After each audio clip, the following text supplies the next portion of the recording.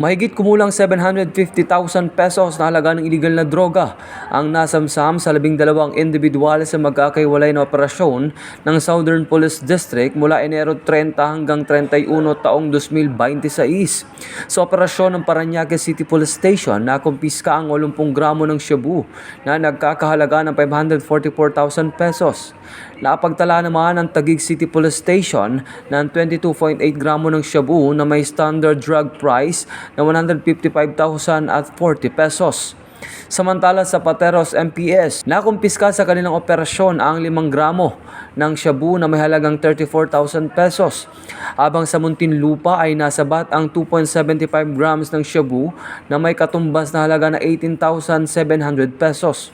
Maharap ang mga sospek sa kasong paglabag sa RA 9165 o Comprehensive Dangerous Drugs Act of 2002.